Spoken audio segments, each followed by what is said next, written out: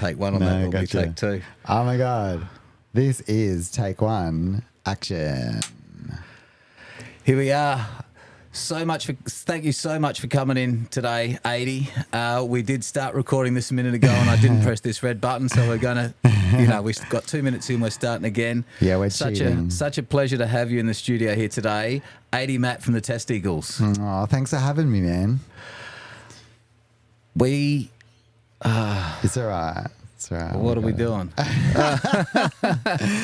Okay, I start with this because I'm redoing this. My head is a bit scrambled. But first question I ask people: if you could be an animal, what animal would you be and why? Yeah, and I have to choose an eagle, even though my band's name is called Testeagles, and obviously we didn't call it Testeagles because we love eagles, but eagles are very powerful, can travel wherever it wants and fly above everyone. And I feel like it's really in control of its own life, despite life probably still being difficult for an eagle, I'd assume. You mentioned you didn't name it because of eagles, but Testeagles, where did the name come from? Yeah, well, you just said it in a certain way, which makes it obvious. But we weren't actually taking it that seriously. So when Maddie and I are in the band and we're brothers, and I don't think we really wanted to be in a band with each other because we were like young teenagers and we didn't like each other that much. He liked like grunge kind of music, like Nirvana and stuff like that. And I was like, I kind of hate that music. I was into like real death metal and grindcore and stuff like that. And, you know what it's like, I guess, like siblings as young teenagers. We were like, nah, we won't be in a band together, but we had separate bands. And but what would happen is we had a jam room in our house, and a lot of the other kids from school that were supposed to be in our bands wouldn't always show up. They didn't quite take it as seriously as we did. Throwing shade at people now. I still love them, but everyone has their lives. We live there, so it was easy for us. We had no choice. We were going to show up to a rehearsal because it was at our house, so we had it easy anyway. But the point was, you would organise a band practice or something and a couple of people would cancel. So then it was just me and Maddie there together. So we're like, oh, yeah, let's jam. Let's do something or whatever. And then one day, someone had lent us, I think it was a 4-track recorder. It might have been an 8-track, but it was like a 4-track recorder. And it was just Maddie and I in the house. And we were like, oh, we have to use it. I don't know, what are we going to do? We'll just write something. We'll write a song or two and we'll record it. And that became our demo tape. So we had no idea. We didn't have a band. We weren't really anything. We were just like, we just write something so we can use this, bit of machinery. And then we played it to, some friends and family. And one of Dad's friends was like, this is amazing, you should put it out and, share it with everyone. And we were like, whatever, no, we're not taking this seriously. We don't want to be in a band together. And we're just like, it's just a bit of fun, like a bit of joke. And he's like, oh, well, you should call your band Testeagles because, like Testeagles, it's funny. So we're like, yeah, we're not taking this seriously. We'll do a joke thing and we'll put it out on tape and whatever else. So he was very like, we don't care. We're seeing the whole thing as just a bit of fun and a little bit silly. Experiment. Yeah, so that's kind of how we got such a silly name. And then got like a pretty decent following pretty quickly. So then we always felt like, oh, we can't really change the name now. It's going to be confusing. So we stuck with it forever. How old were you at that stage? Like 14 maybe, 13 or 14, that kind of age. Yeah. Okay. That was the early days. All these years later, I, as an old man, having another go at it. Have another crack. Yeah. All right, step us back to those early days. Tell us about your childhood, growing up, primary school, family. What was family like? What was growing up like? What was school like? Yeah, so I grew up in Morpeth Vale, and it was a kind of, it was an interesting area. It was pretty cool. There was a lot of community with the school friends. We lived across the road from the schools, like the primary school and then the high school were like directly across the road from it, which kind of sucked because I remember trying to not go to school one day and our parents could just watch us from the living room that we were walking in the wrong direction. So they're like, what are you doing? But anyway, we had a musical family. Like Dad was in bands when he was younger. And so the house always had a guitar and a keyboard and stuff sitting around. So I think Maddie and I always were going to, we had no choice really. Like, I mean, we did, but we just fell in love with it when we saw Dad play music. So. Well, I was watching him. I've been hanging out with you guys for these few days. You had the gig on the weekend, and your dad really seemed to be right onto the music and the levels and all of that. He was right into it. He's obviously got a lot of experience there, yeah? Yeah. So, it's interesting because I feel like when we first started out on instruments, he wasn't that keen, like I wanted to play drums and I pretty much got told no straight away because it's too loud, too annoying. But he ended up getting us a guitar to share, like Maddie and I a guitar. And we learned that together for a little bit. And then I was just like, nah, I still want to play drums. And to be honest, like Maddie was really, really good at guitar, like really quickly. And I just felt like I just couldn't keep up. So I'm like, I have to play a different instrument than him. This is embarrassing for me. But yeah, anyway, there was like years and years of like trying to talk Dad into helping us. And then he kind of just came on board and just was our big supporter and helped us do whatever we wanted to do. And I think he already had some experience in the music industry and in his own band, but I think he learned a lot with us. And, so we started doing our live sound. And then when we recorded Chum, he was basically the sound engineer for that because, it's free. All that stuff was expensive. I think we paid like $1,000 a day for the studio and we couldn't afford to pay anyone else to do it. So we're like, Dad, you're doing it. And it was a learning experience kind of for everyone. But yeah, and obviously we did it for a really, really long time. So, we developed our skills together over the years, yeah. So you and your brother were playing instruments from what age? Like 5, I guess. Yeah, I mean, seriously, seriously. How can you be serious when you're that much of a kid? But like, I think we're obsessed with music. We, there's some really, really funny tapes of us. We have some instruments. Like, I don't think I'm even on drums. I don't even know what I'm doing, like pots and pans or something. And we're like, ready, set, go. And we just like start playing a song. And it's pretty cute stuff. So you had a beat, you could understand, you had beat and rhythm and obviously all that basics. And I think we were always really like, even then we were trying to do our own thing. Like we never had an interest in like covering other songs or, trying to do what anyone else is doing. It was just like, we want to make these sounds that are different kind of thing, which I find quite interesting now to look back on. We never had that draw of like, oh, I want to cover this song and that song and kind of be like them or anything like that.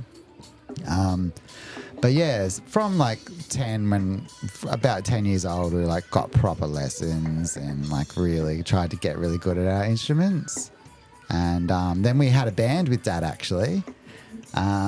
We did play in like a party band as kids with Dad and his mate. And yeah, that was a good experience, I think, because we got used to kind of, even though they were just like parties and stuff like that, we got used to kind of like performing for people, even as little kids. So when the TEs kicked off, it was like we didn't have like massive nerves because we'd already had some experience on it. Yeah. Got used to messing up in front of people and being all right with it? Yeah, basically. Yeah. I remember, there was a big learning experience doing that. So we got to learn in a band that no one knows about, and then when TEs, because we did that demo tape straight up and that got around the area and a lot of people listening and a lot of people would come see us. Yeah, we didn't have to kind of get used to people seeing us then because it already played to, and I think to older crowds as well, which was interesting as kids. What year are we talking? Oh, man, I don't know. You're testing my memory. I'm old, Zolly. I can't remember anything. Yeah, again, we would have just been like real, like 12-year-olds or whatever, like kids. And you'd released a Testeagles name at that stage? As a demo. I don't know how old we were. We're talking like 93 or something. So I guess we were probably like 15 or something like that when the actual like TE tape came out. But yeah, the few years before that, we're playing in like party bands or whatever. But yeah, I don't know. It's interesting times. It was difficult then than it is now. So everything's changed, which is crazy. But there's a good live band scene. So you're in your mid-teens then. You're still in high school and you're still at school and you're in a band? Yeah, and people definitely know you. How did that feel? Yeah, well, we had the craziest high school. It was actually really amazing. We had amazing music teachers, and they were very like supportive of us being in music. We had like lunchtime concerts, like epic. Even in the morning, like assembly. I remember, like, I think it was only like grade 8 or something. Maddie played this like Jimi Hendrix thing or something, this big guitar solo at like morning assembly, and the whole school was just like, oh my God, this kid. And all the girls like screaming for him. And like, he was like the full rock star of the school. It was like, yeah, it was kind of bizarre. But yeah, no, it was fun. It was. You're right. So he knew it back then. It just flowed. It flowed through him, the music. Oh, definitely, man. Both of you. Maddie's a really quick learner, and it was pretty frustrating for me as a younger brother, to be honest, because he was just like, you pick something up and he's just like really, really good at it instantly. And yeah, probably an interesting story to tell there was when you start high school, like, and you want to get in like the school band, you're told that, you know, you got to learn for years and years, and then maybe when you're in grade 11, if you're lucky, or probably in 12, you can join the school band because then you'll be good enough. Anyway, Matty auditioned for and got in the school band on his first day of high school. So, yeah. No, okay. So, so age difference. It's just you and your brother? Yeah. We're just the only kids there, and we're not kids anymore, but we're all kids. Matty's about a year older than me, and yeah, you know, he I always kind of was chasing him, I guess, as far as like I said, it was a bit frustrating because he was so good at everything. I was like, this guy, all right, I got to get really good at something too. And he doesn't really seem to care about drums at this point, so I'm going to get good at the drums. That was yours. Yeah. And so did you both finish school? Did you get all the way through to school? Nah, man, we left school in, I don't know. Yeah, we wanted to do music. It was probably a silly decision, really, but we knew we were going to be musicians and we were going to be like rock stars, and that's what we're going to do our whole lives, and we wanted to put everything into it, and we already had the band going and we're already doing all this stuff. So somehow we talked Dad into just being like, nah, we're out. We're going to go tour. We're going to play shows and play all these gigs, and saw some crazy stuff as 16-year-olds playing in pubs and yeah, stuff like that. So what year did you complete, or what year did you finish up in? 11. Yep, got to 11. Yeah. And Maddie about the same? Yeah. At that stage. And so, okay, the live scene in Adelaide, we're talking, what year are we talking now? Well, yeah, this is interesting actually, because as we were starting up TEs, we really loved going to the local gigs that were already pumping. There was the mid-coast scene where you had the Bearded Clams, and then bands like Clowns of Decadence. Oh, good. That's so good. So entertaining. They would play down south and in Glenelg and Brighton, all that kind of stuff with the Numbskulls, and they'd do great band. Do some city shows as well. And we just loved that. We would go to all those shows and we'd be diving off the stage and moshing with everyone, and yeah, that was such a good time. It was Thursday, Friday, Saturday night. There'd be surf club from Glenelg to the mid.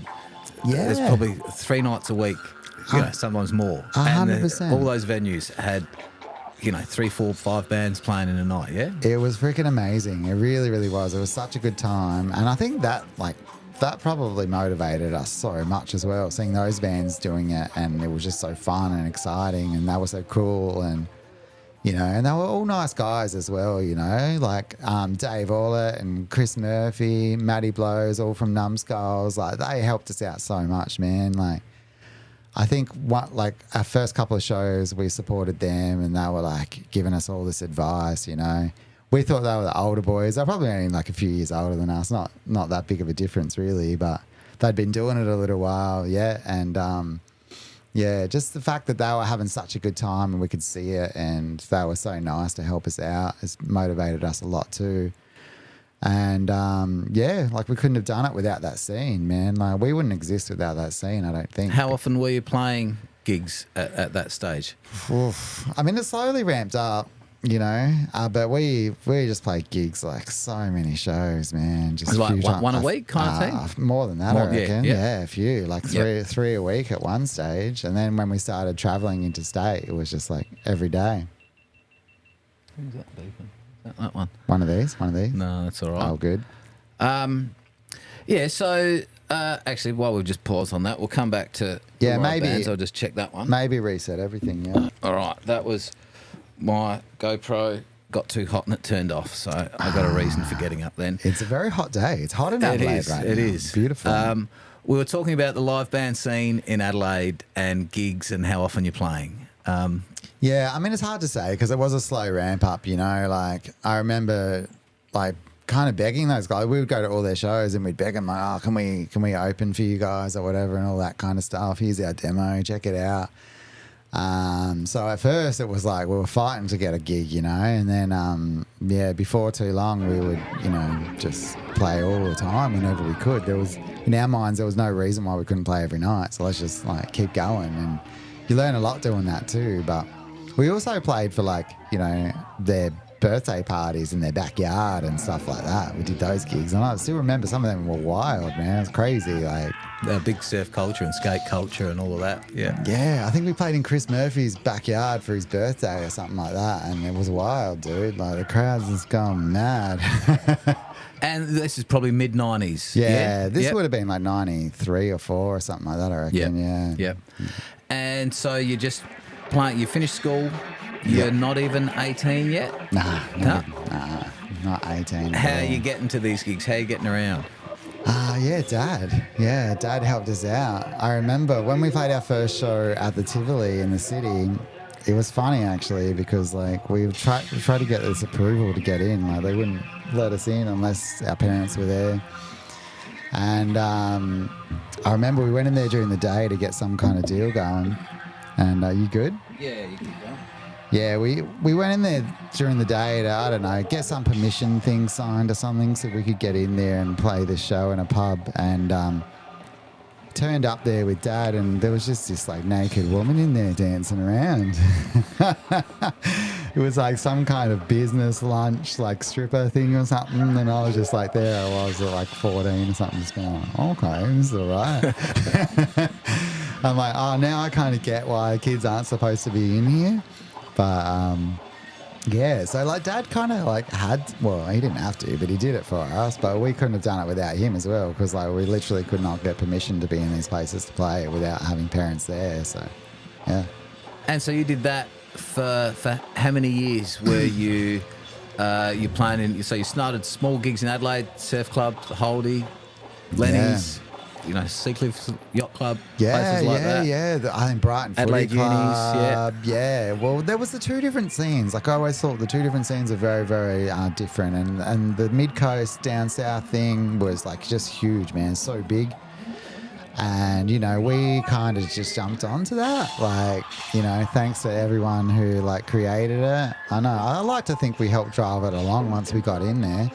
But it definitely already existed before we got in. That was really cool. But then we would try and play shows in the city, the Crown and Anchor and the Tivoli and maybe the Exeter or something. And man, like we would play a massive show down south, like 500 people or something. And it was just wild, everyone going crazy. And then we'd play on a Sunday at the Crown and Anchor and there was like 3 people there.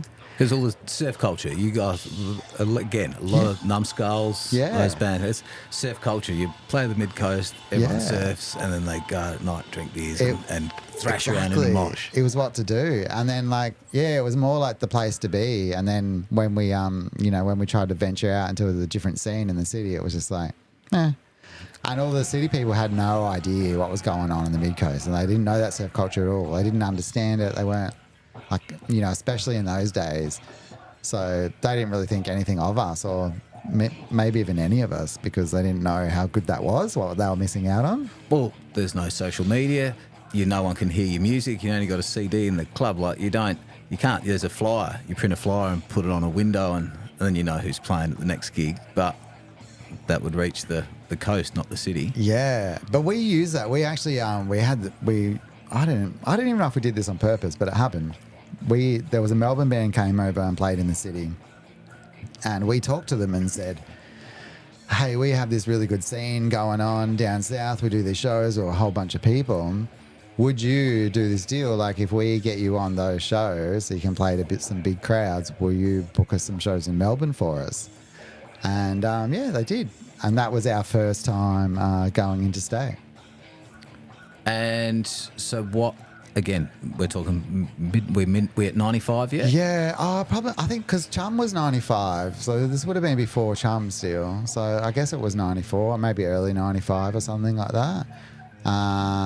So yeah, we're probably about 18 by the time we started going to different states and everything. But I remember those boys, the family, they were called, that band with John and John Watson. I can't remember the other guys, to be honest. But No, that's all right. yeah, but they were cool. They helped us out. We gave them some gigs down south. They gave us some gigs in Melbourne, and then we slept on their floor. Band. You're now a travelling band. Yeah, and then we did a similar kind of thing to get to Sydney, and we worked really hard, man. Like, once we could travel, we were definitely playing all the time.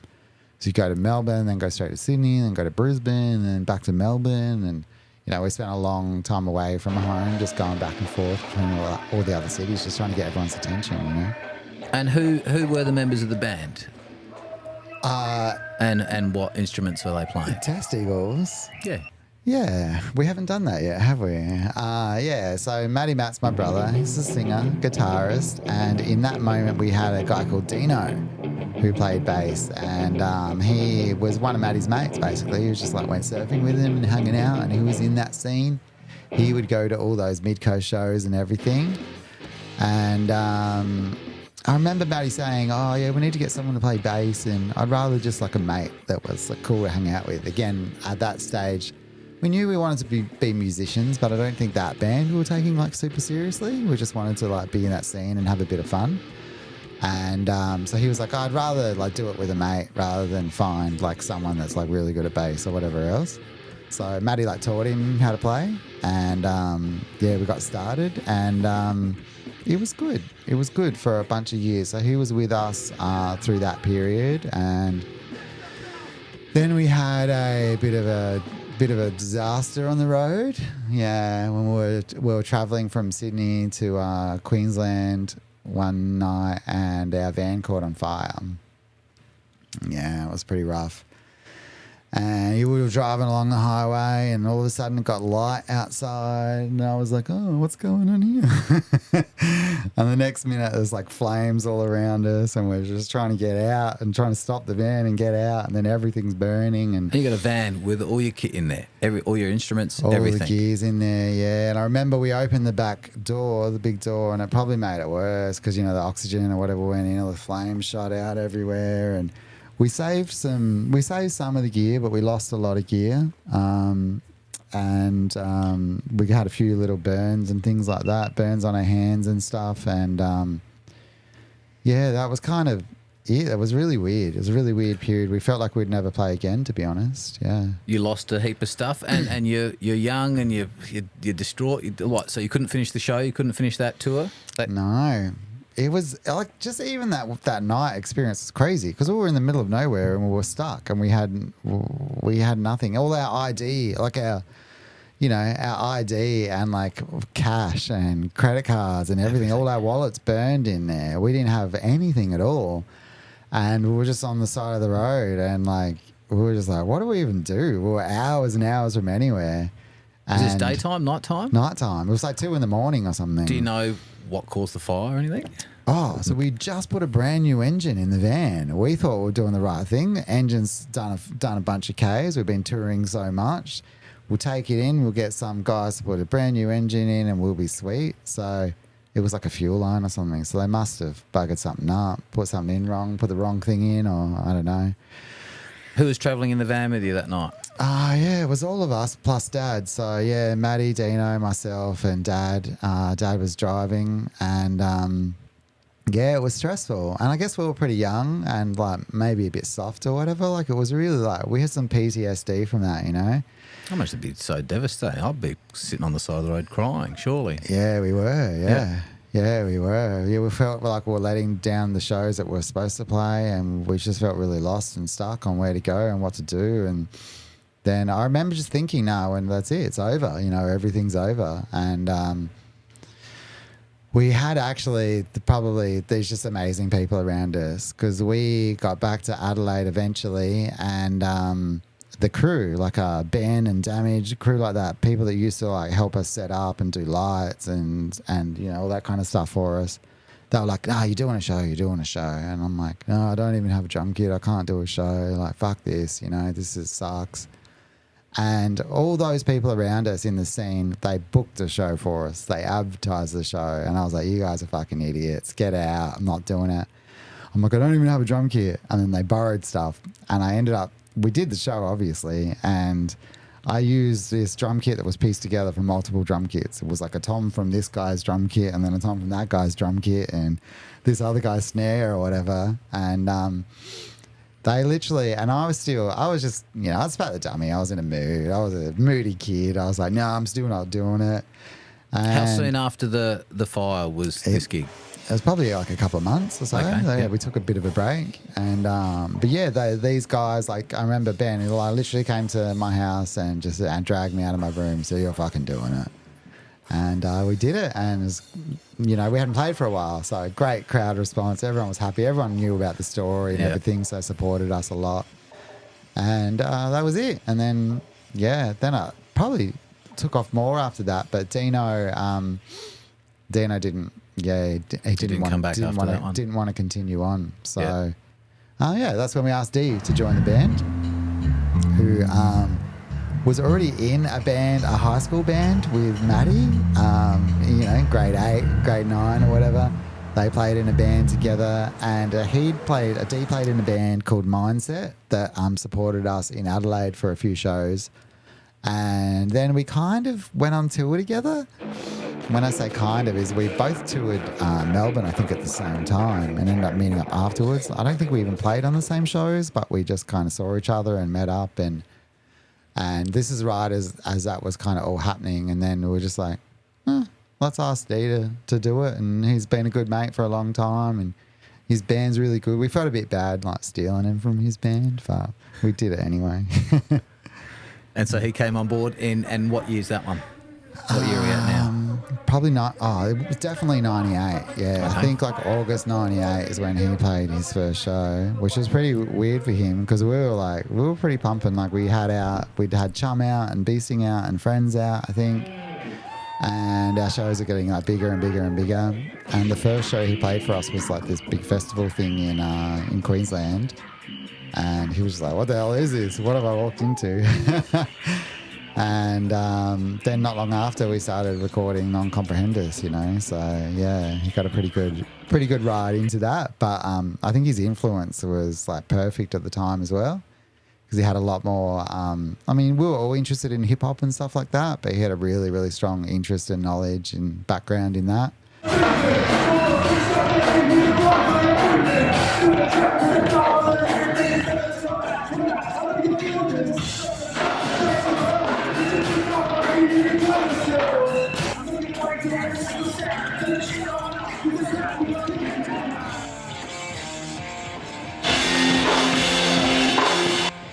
So that brought it out even more, and like we mixed our musical styles even more so than what we were before. So it was good to get there and become that before we did our full album, because the other things before that were just EPs, and Non-Comp was, you know, our first full length album that we were like putting everything into, and it was, you know, on Sony and all that kind of crap. So it was good to kind of get to that position before we did it. Yeah. Run through. So how many albums, EPs had you made? Run through them and roughly when you released them. Yeah, so I don't know, the demo tape, does that count? We did a demo tape in 93, something like that, and then 94 maybe. I'm probably wrong. Google it. I'm somewhere wrong. There. But don't listen to Wikipedia because that's also wrong. I know that for sure. And then we did Chum in 95, and then we did Beasting, which probably would have been 96, I think. And then Friends was a EP. So they were all EPs, like 7 songs each, roughly 6, 7 songs. Yeah, Beasting and then Friends. And that Friends would have been 97 or 98 maybe. And then early 99 we started recording Non-Comprehenders. So, yeah. And I think did turn that shit up in like July 99 or something like that it came out. Yeah. July 99, like 25 years ago. Crazy.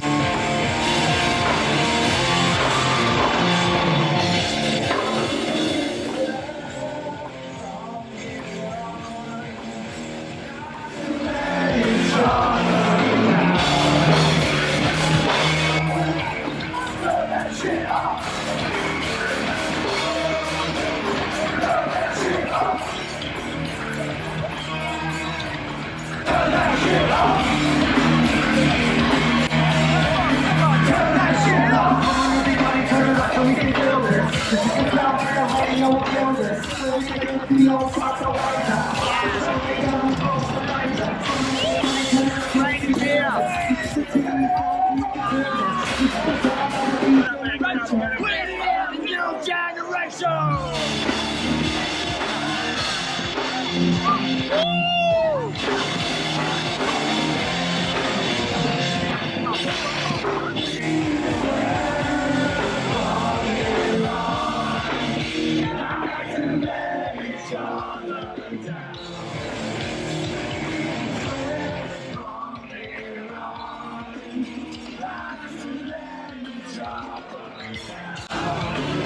Oh, it blows my mind that people remember us and know us. Like, yeah. We just did Froth and Fury the other day.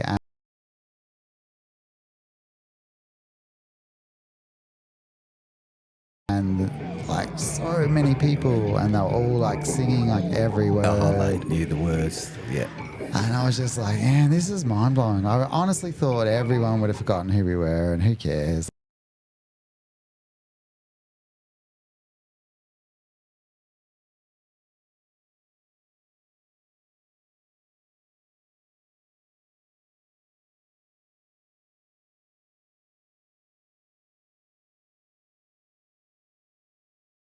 I'm really not surprised at the turnout and the following that you guys have got. Okay, yeah. We loved being involved with your stuff back in the day because we were so into the extreme sports thing, you know. I mean, it's the Gen X. The thing at the time was kind of what you did, and being from that down south area too, or into that. And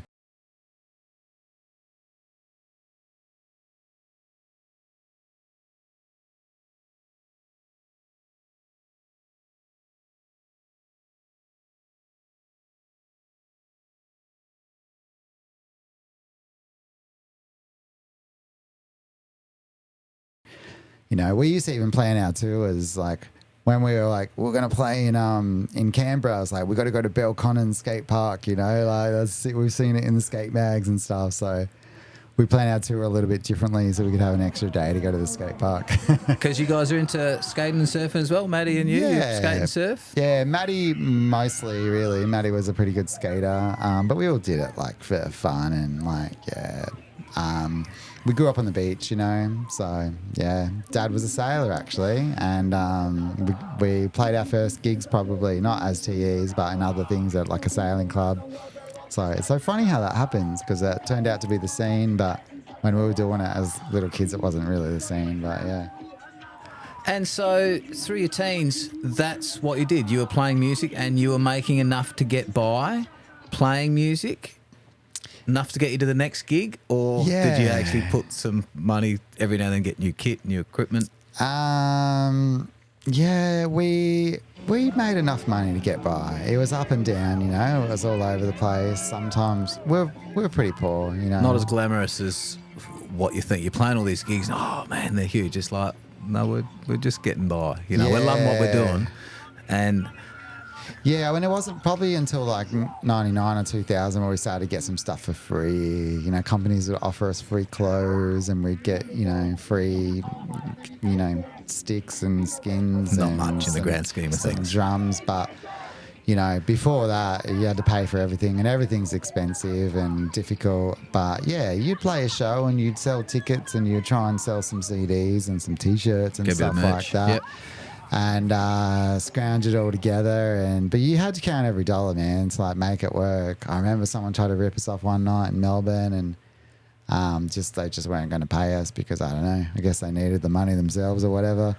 And we were just like, well, it was like that on the edge that if we didn't get the money we were supposed to get on one night, then we were going to be in big trouble. So You couldn't drive home, no petrol money. yeah, right. Yeah. So we had to, we got it because, well, let's not talk about how we got Push it. comes to shove, But we you got got- it because, you have to. There's no surviving without it. So, yeah, it was very like shoestring budget kind of thing, yeah. And how did all the merch side of it work? Did you guys handle all that stuff as well? That was a kind of annoying learning experience. Yeah. We had some friends that were like into art and into this and that, and we kind of asked them to help out and design some things and do all that. But man, I know we made a lot of mistakes. Like even when we first come out with Chum, they stuffed the cover up. It was supposed to be red and it came out pink. So the first pressing of Chum was all pink, and we were a bit embarrassed about it at the time. And yeah, we'd made some shirts and stuff that came out a bit of a mess, but yeah, we learned, got there eventually.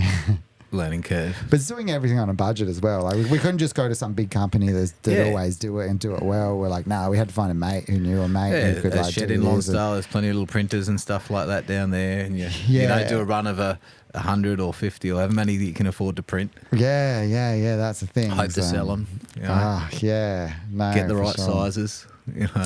So difficult. Yeah, I mean, we even went through that this time, but it was a bit easier nowadays.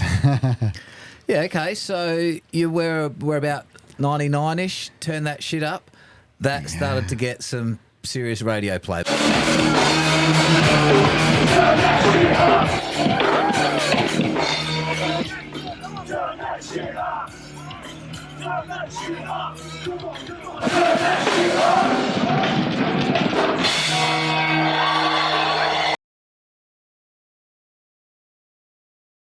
Before then, your live venues, maybe Triple J. Were you getting played on radio stations at that stage? Yeah, we got some love from Triple J, but it was more like the late night stuff. I think Richard Kingsmill had a show, I think called like Australia Only or something. We'd play just Australian music on it.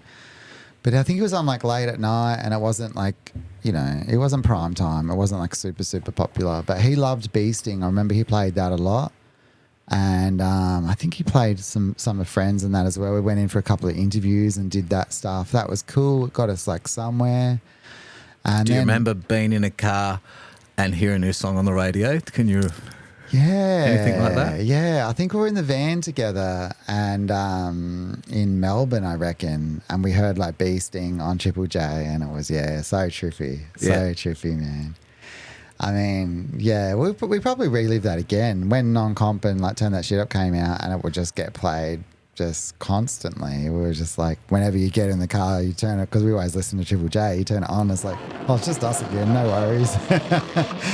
It was so trippy. But Turn That Shit Up is an interesting story, I reckon, because we had actually gone into the studio and recorded Non-Comprehendus, the full album, and Sony were like, oh, you have to go back into the studio and record some B-sides. So the Underdog was going to be the first single. And, so they want to put a couple of songs with it for the single. And we didn't really have anything. So we went back in for a day and thought, we'll make up, we'll make something up. It doesn't really matter if it's good or bad. It's just another song to go on with Underdog. And, we wrote Turn That Shit Up in in an hour or so. And, then as soon as later that day, we sent it to everyone and they're like, okay, now this is your first single. Now you need to do some more B-sides again because, You've just pushed it through the rank. Yeah, we just added it on in the last second, after we thought everything was already finished. And obviously, that song had a big impact for us. So, did you know it was going to be differently placed on the ladder than others at the time? Yeah. You knew it. Yeah, there was something about it. It's when a song's really easy to write, you know it's going to be popular. When it just kind of flows out and comes out of you, you're like, oh yeah, people are going to like this one. And just the reaction from all our friends as well. Each of us had a few mates we were hanging out with all the time, and we were straight out of the studio into the car, and we'd get a copy of it, we'd put it in the car, and we'd drive around and listen to it. And all our mates were just like, oh my God, this is crazy. Like, well, I've never heard you do anything like this. And they were so excited. We could see how much they loved it instantly, and they would sing along the second time they heard it. And we were like, okay, yeah, we have got something on this one, yeah. People are still singing along. Saturday night at Froth and Fury, man, the people in the crowd, they were singing along for sure.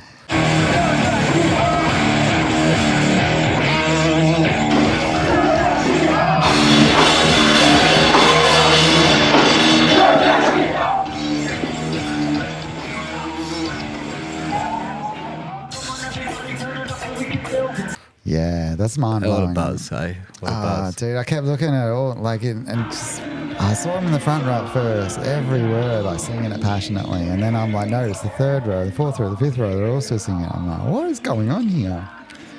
So tell us about the process of writing a song, any song. How do you boys go about, how did you start writing songs and lyrics, and what comes first?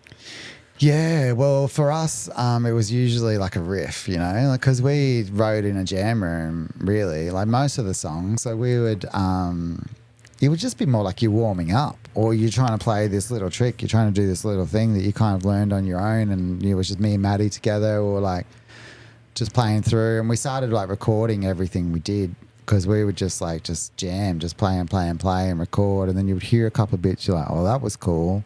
And that kind of goes with that. Let's put those two together. And then we're like, okay, yeah, now we actually, and then you would kind of force yourself to maybe write another bit. So you're like, oh, that riff's really good. That could be like a verse, and this thing's really cool. It could be a chorus.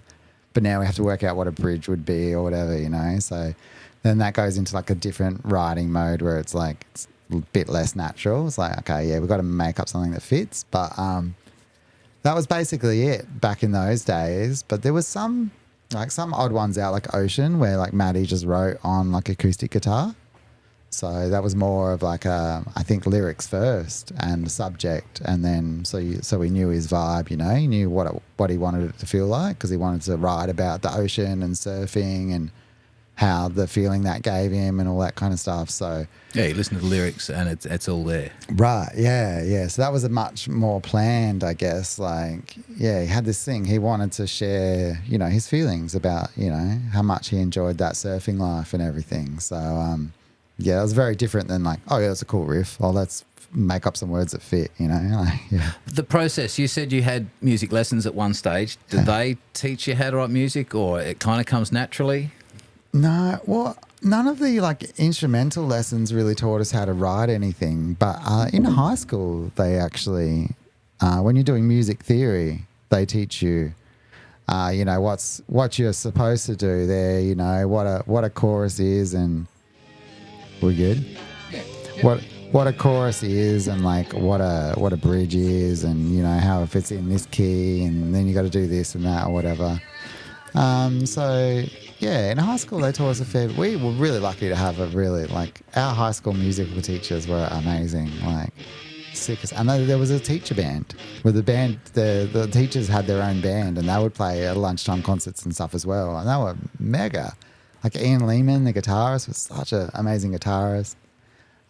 Do you remember, any of music teachers from back then? Yeah, Ian Lehman was the biggest one. Yeah, he was just an absolute legend, man. Amazing guitarist, great guy, super helpful and encouraging. Taught Maddie a fair bit. Yeah, Mr. Taylor as well. What was his name? Kent or something? Taylor? He was on bass. And he was just a mega, you know, bass up high, playing it like this, really technical, playing everything really cool. And even just having that as an inspiration, going like, oh man, we could maybe play that good one day, you know, like, yeah.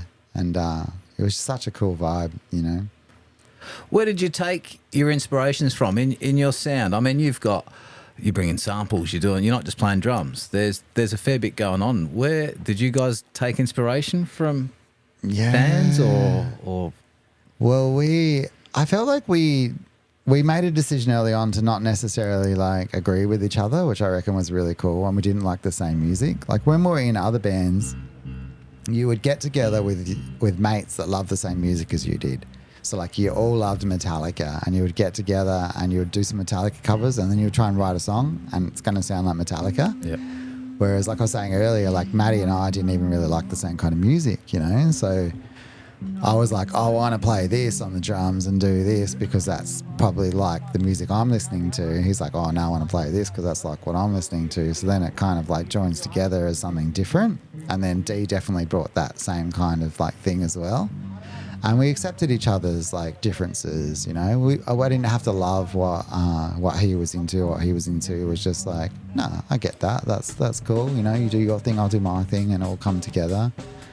But I think a lot of people were influenced in the same way. Like when the new metal thing came about, which I'm not sure we entirely fit into, but people kind of think we do.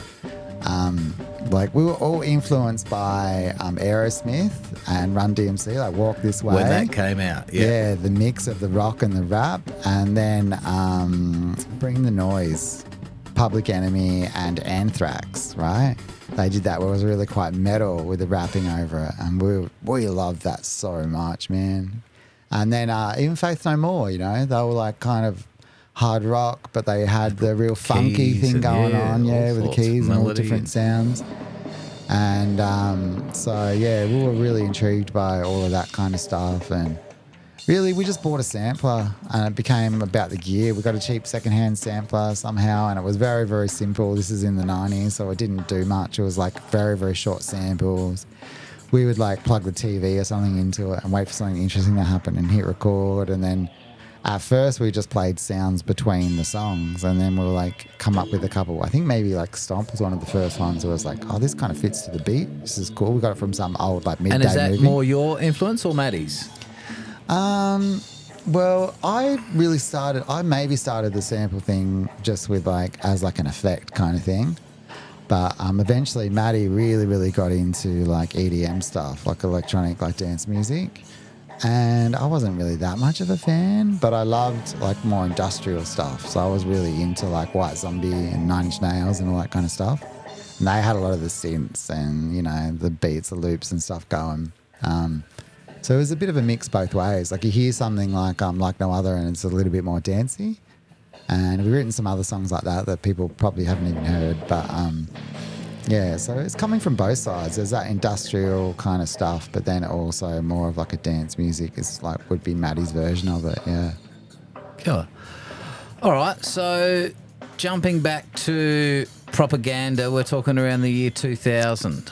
We're around, is that about right? 99, 2000? Oh, you mean like Non-Comprehenders? Non-Comprehenders, sorry. Yeah. So I think Non-Comprehenders came out at the start of 2000 and, you know, Turn That Shit Up was the first single off it, which I think, came out in 99 before the album came out. And that's, what was your record label? How was your structure of how you'd release your music over those stages? It was kind of complicated. For Beasting and Friends, we were with a local record label called Krell Records. And then Sony came knocking and they wanted to sign us to Epic. And we did this weird, I don't even fully understand it, but it was a deal where we were on both record labels at once. We were still on Krell, but it was also Epic. And they'd organised a deal between the two of them. I was like, okay, whatever. But that was kind of cool. Probably the biggest thing we learned from Sony was they hired a publicist. And that was probably at your expense?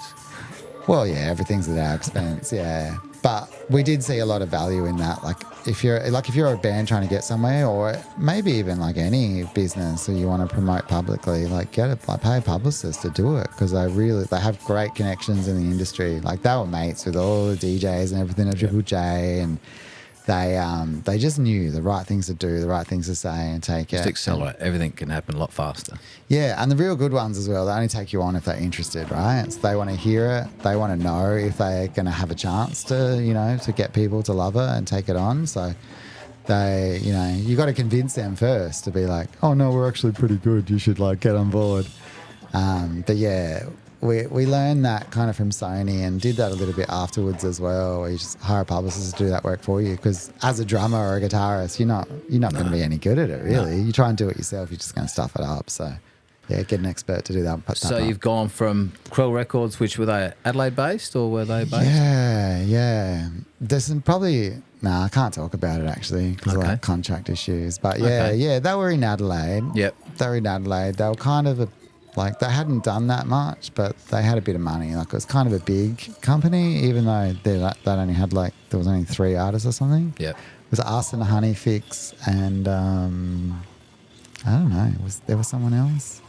And then Sony came knocking.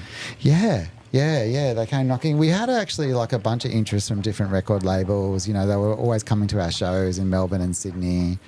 And sometimes it was annoying because like people would tell us, "Oh my God, that's the guy from blah, blah, blah, blah, over there." I'm like, "Oh, we don't care." And I think I remember we played a show and the guy from Sony, like the second we finished the last song, he was like up on the stage, shaking your hands, introducing himself, and just, it was pretty obvious. He was like very, very keen. Yeah. He was just like, wanted to like block all the other record companies out. It's like, oh, I'm first in line. I got you, yeah. I'm Sony. And, you know, then they schmoozed us a bit, you know, bought us lunch, gave us PlayStations and like, that was it, PlayStation at the time, games and, oh, you want any CDs, you want any albums, what are your favourite bands? And they send us all this free stuff. Yeah. Yeah. And then yeah, we did You the think you're on contract the way. eventually. Yeah. And so, and how did that, how many years did that relationship go for? Probably not all that long, actually. Yeah, it was really interesting. There's a bit of drama there that I probably can't really talk about either, which is boring. We're on a podcast, I should let it all out. But and can you tell us what bit can't you say? It's because it's contract. You know, I don't understand. Forgive me, I don't understand. Okay, so you can't tell a bit. Tell me the bit you can't tell. No, well, no, I got you. Why can't you? Well, I understand you can't say something. Why can't you say? I mean, on a personal level, I'd probably just also like rather not talk about it because I don't think like I don't necessarily want to like blame anyone for anything. Like things kind of happen. Yep.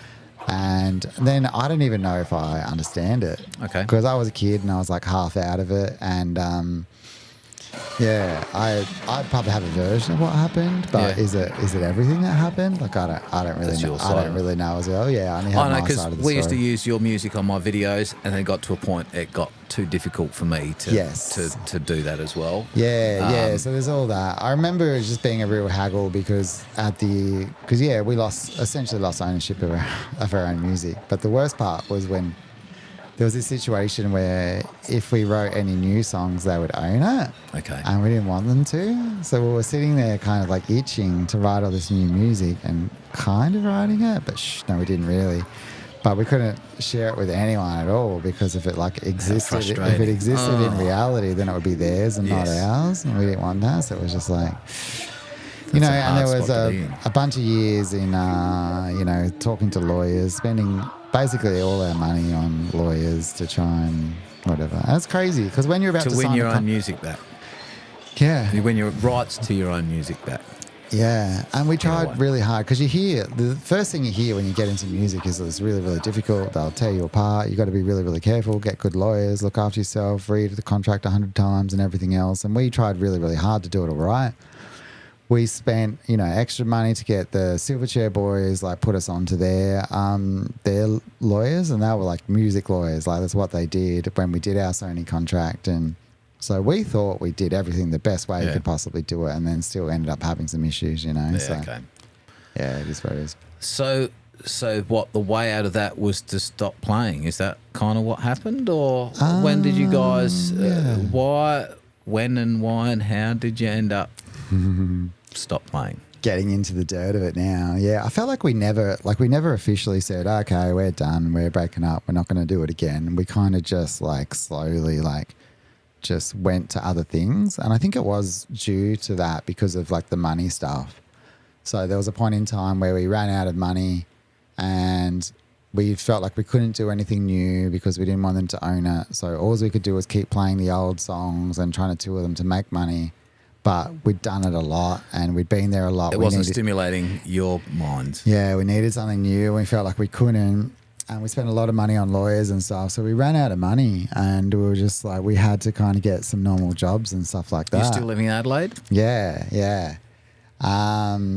So we both started doing a little bit of work and I struggled to get work in Adelaide. I mean, you know, now I'd been a young guy that had been, in a band for, 10 years or whatever. 10 years? I don't know. Can I do math? 7 or 8 years, whatever it was.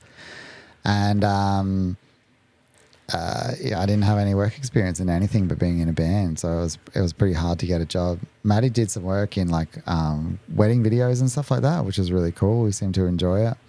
And I got a job offer in Queensland as a photographer, and I took it because I really needed a job, and I had family up there, so I took it, and that was kind of that, I guess. Yeah, it's kind of a little bit sad to think about, but What year?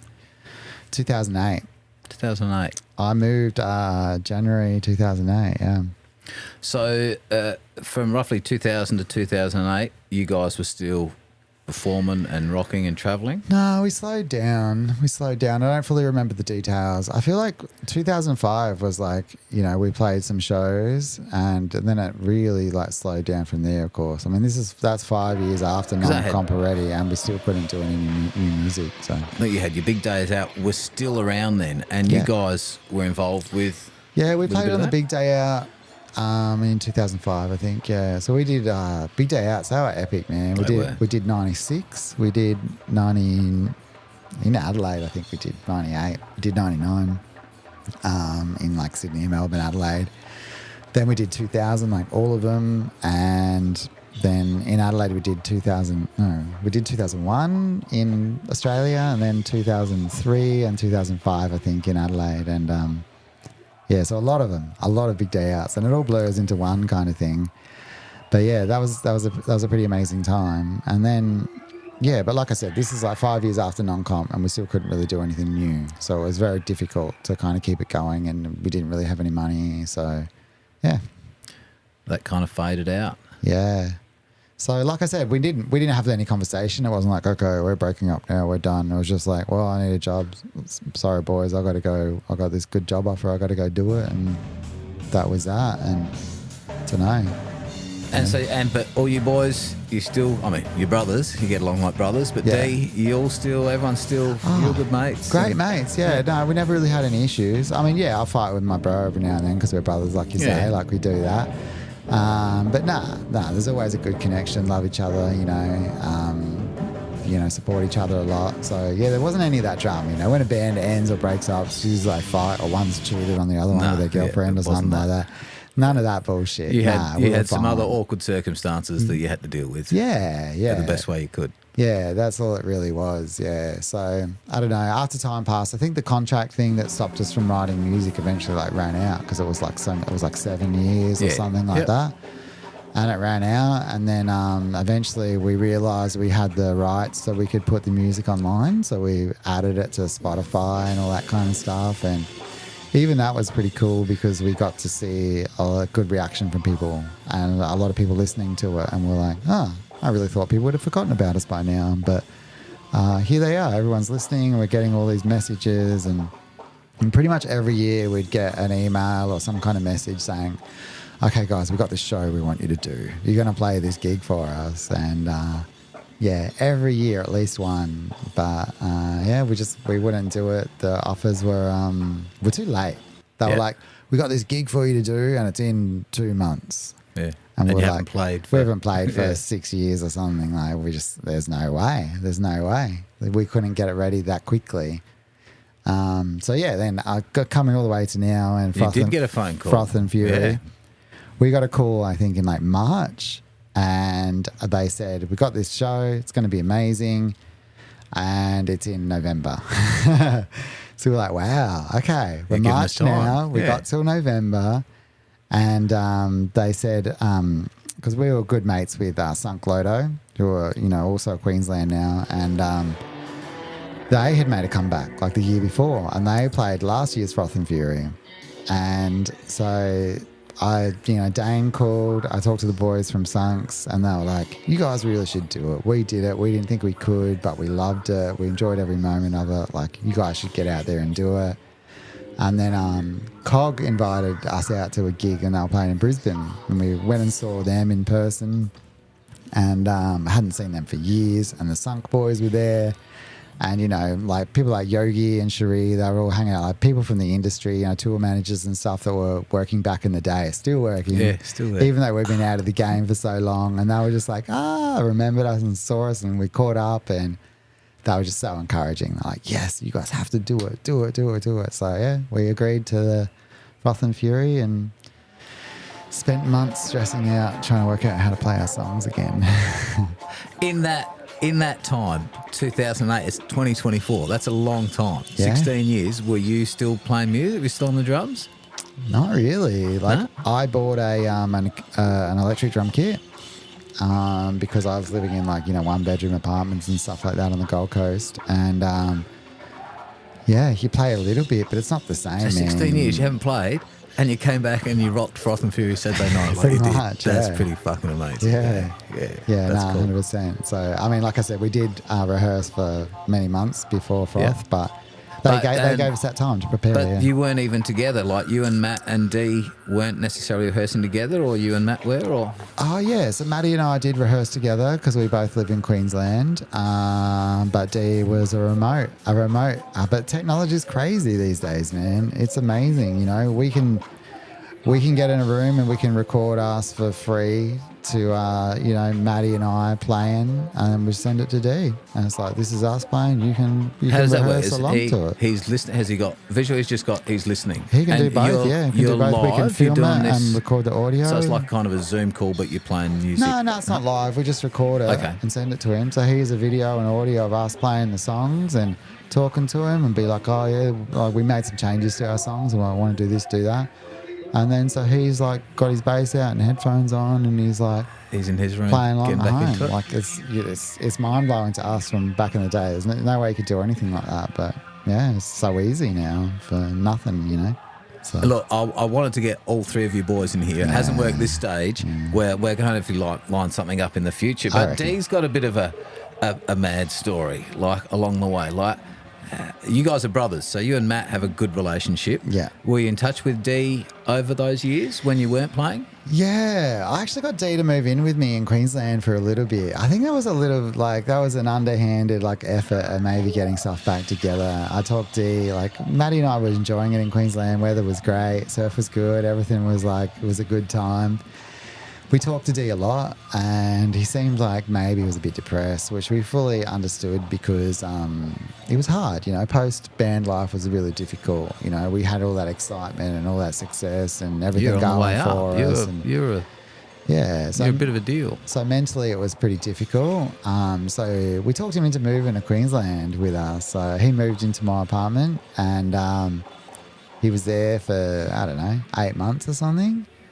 And it was really cool. We encouraged him to play more music. We actually did some open mic nights just secretly. Not TE music, but yeah, we'd go out to some local mic night and just have a little jam and do all that. So we were vibing music a little bit, but just on acoustic guitars and singing, you know. And then he got an offer to go to Dubai and play bass for a band for 6 months, a 6-month contract. And he did that. And I don't know. I have to let him tell the details of the story when that happens. But he got himself sick. I don't know. Yeah, things happened. I think he got a blood clot on the flight and didn't really look after himself too well, I don't think. But There's a story out there. People can find it. They can find that bit of the story. yeah, he tells the story on his social, so you can check that version out. I'm sure he's got some more details he can share if we get him on the podcast soon enough. Yeah.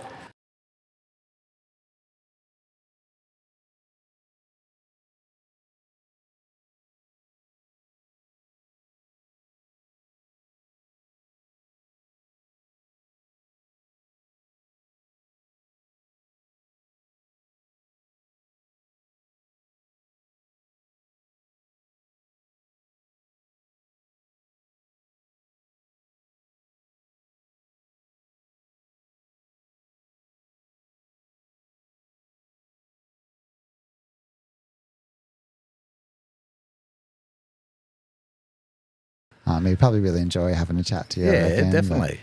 So we'll get closer to today, 2024. You guys got the call in March. you're playing a gig November in Adelaide, Port Adelaide. Yeah. And you rocked up into town, last Tuesday, Wednesday? Yeah. And that's the first time that the three of yous were starting to play together again for 16 years, is that right? Yeah, well, I came down like a few months ago to Adelaide and caught up with Dee, and Dee and I had like a moment and we did a thing together. But the whole three of us, yeah, it was, I mean, it's so weird to think about it's even possible that we rehearsed remotely apart from each other. But we only got together like, a week before the show, or not even, 4 or 5 days before the big show. We got together and we rehearsed together. And because we changed some songs too, so it was a little bit confusing, like remembering new arrangements and stuff like that.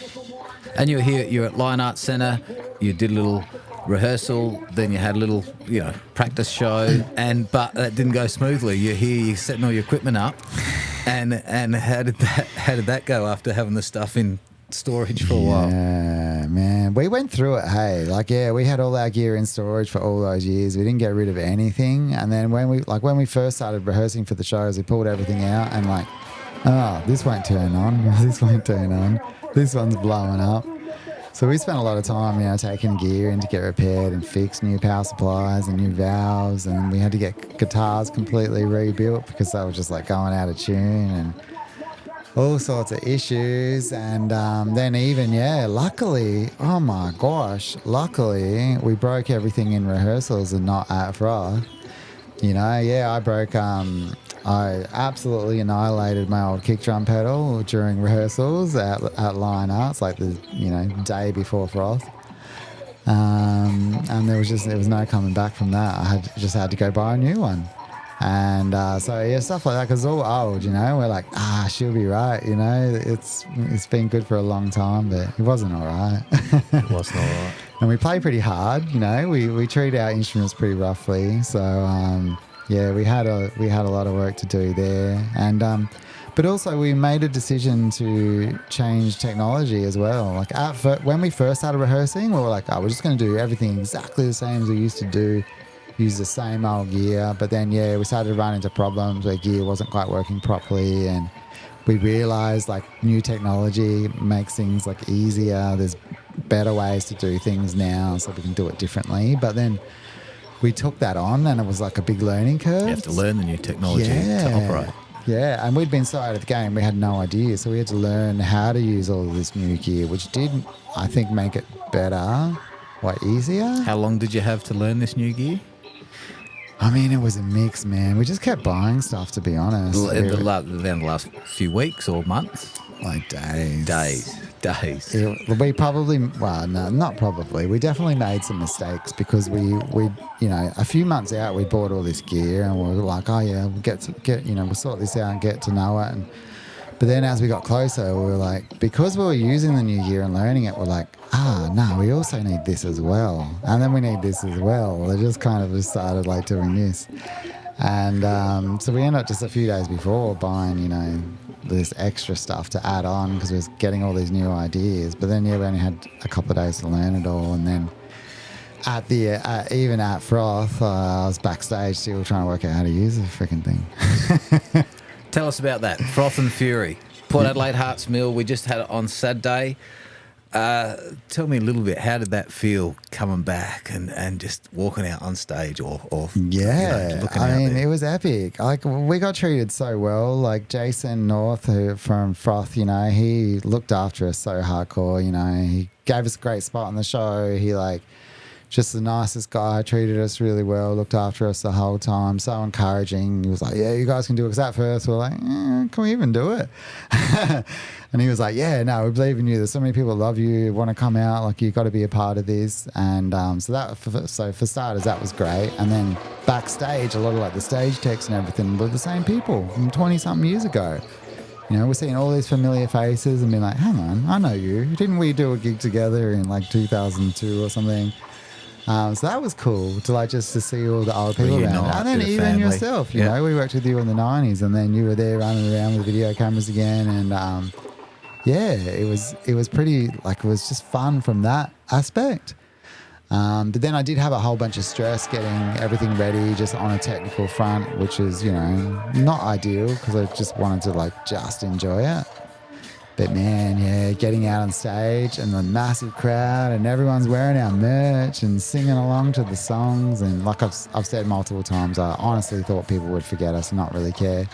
And it was just mind blowing to see how many people cared and how many people not just sang the words, but were singing it passionately, they were feeling it, and it's just wow, we had an impact, we really did. Oh, 100%. And look, watching you guys those few days before, man, it looked like you've been doing this forever. You guys seem to fit back into that spot so neatly. You guys, yeah, you rocked it. You really did. Thank you. Yeah, it didn't look like there was nerves or stress or anything. Everything from my perspective, that was just a killer show. And I think the crowd and everyone were all there with you. I had the funniest nightmares leading up to the shows. I would have dreams that I would be walking out on stage and everything was great, and I'd look down and I had no drumsticks or there was no skins on my kit. I was just had all these series of things like that because seems dumb, but it's those little things that you forget, you used to put a couple of sticks here and there and everything else, and I just thought, I'm just going to roll up there and I don't know, just forget what I'm supposed to do, So I think I was so worried and nervous about stuffing everything up that I put a lot of time and effort into rehearsing and getting as good as I could on the drums and all that kind of stuff again, so... Yeah, I didn't want to be laughed at, No. Oh, no, definitely not. All right, so what next? Wow, big question. I don't know. Can I tell you some secrets and then you can cut it? I won't tell anyone. We can tell you if we can share it There's later. only 3 people watch this anyway. I don't know. I hate making can't promises. say anything. I hate making promises in case it doesn't happen. But there's things that could happen. Yeah, there's things that could happen next year.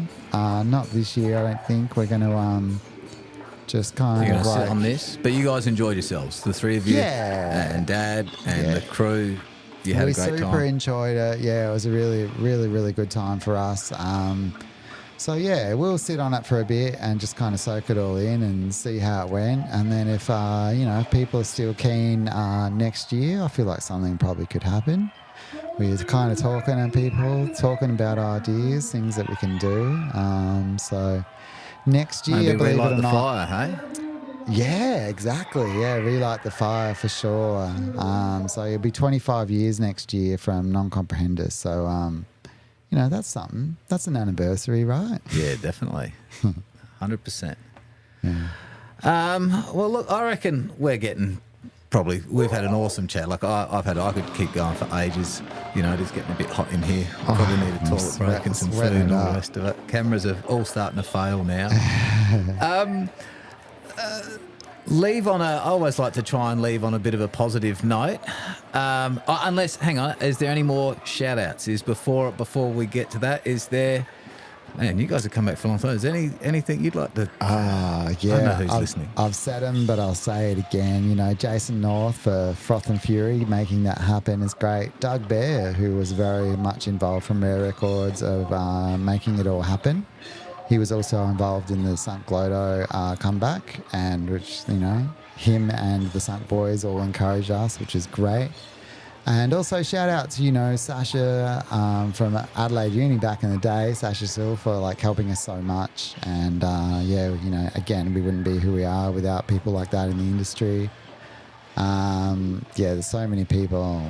Jessica, Cherie, oh my God, let's shout out to everyone doing their bit. Reggie is an absolute legend. We've actually had some crazy support, man, unbelievable support from other people in bands, and there was times during this where I was like, I don't know if I can do this, man. This is a lot of work and it's really, really hard. And I would tell one person that I was really nervous and worried about it. And next minute, I'm getting all these phone calls. Hey, mate, how you feeling? You doing all right? Is there anything I can do to help you out, support? I know it must be tough to come back, but I believe in you. I reckon you can do it, And so they were obviously all talking to each other and being like, the boys need some support. Get in there, You got a big net. Have a chat to them. And I'm mind-blowing how much all these people supported us. And, so shout out to all of them.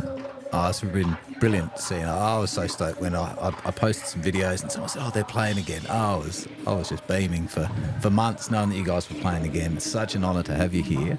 Thanks, man. But like to end on a positive note, if you've had bad days, we all have good and bad days. There's someone out there that's having a bad day. Any words of advice to just lift that person up and pick that person up, finish on a good note? Yeah, don't know. I'd just say like tomorrow is going to be better. That's pretty cliche, isn't it? But I don't know. I don't want to try and force anyone out of a bad time because yeah, we all have them, and I reckon it's best to know that it's okay to have a bad day. You know, like I used to kind of judge myself for having a struggle, but we have them every now and then, and like, you know, it's part of life, and tomorrow something nice will happen, I'm sure. And I don't know, I guess, yeah, you got to find something you really enjoy and just get at it, you know, just force it to happen. Like, be selfish as well. Like, just, yeah, if you're having a bad day today, be selfish tomorrow, you know, do that one thing that just you really love to do. And even if that means you got to cancel on other people or not do the thing you're supposed to do, I reckon this might be bad advice, but yeah, just find that one thing you love and just get it done, man. Well, I reckon that's what you guys did on the weekend, and it was so awesome to see you come back and play after 16 years. Ady Matt from the Testeagles, thank you so much for hanging out with me here this afternoon. Thanks for having me, Zoe. Cheers, man. That's a wrap.